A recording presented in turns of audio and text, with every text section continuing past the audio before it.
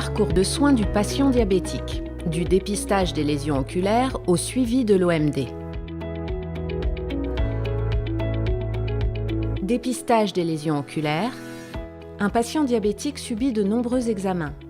Si les médecins généralistes et diabétologues le sensibilisent dès le diagnostic à la nécessité de réaliser un fond d'œil annuel ou tous les 2 ans, seul environ un patient sur 2 consulte.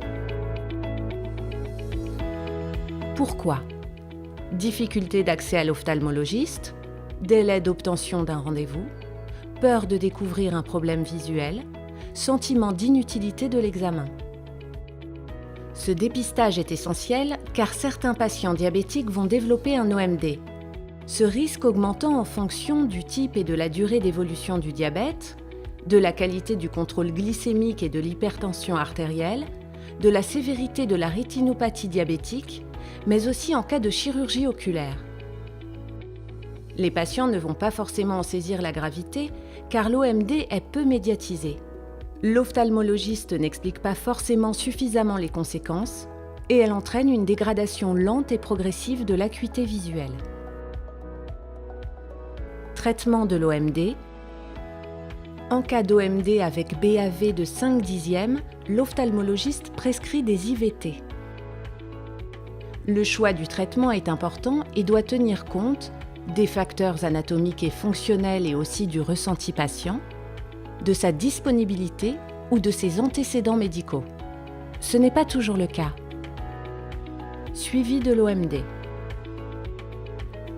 Les patients vont avoir des rendez-vous réguliers avec l'ophtalmologiste, mais 27% annulent ou ne se déplacent pas pour différentes causes dont l'anxiété, des troubles du sommeil, une perte d'appétit ou un sentiment d'inutilité du traitement.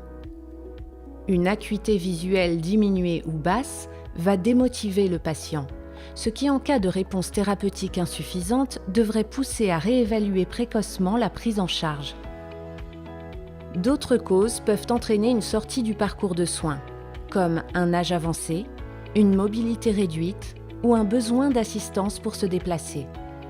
Au-delà d'1 an, un patient sur 5 va interrompre sa prise en charge.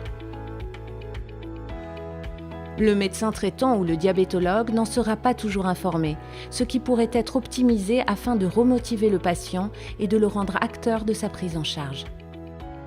Résolument engagé pour l'amélioration de la prise en charge des patients diabétiques, notre rôle est d'accompagner les différents acteurs de soins pour faciliter le dépistage précoce des lésions oculaires, positionner Ozurdex comme traitement de première intention chez les patients éligibles et favoriser le switch précoce vers Ozurdex dès les premiers signes d'échec de traitement ou d'échappement patient.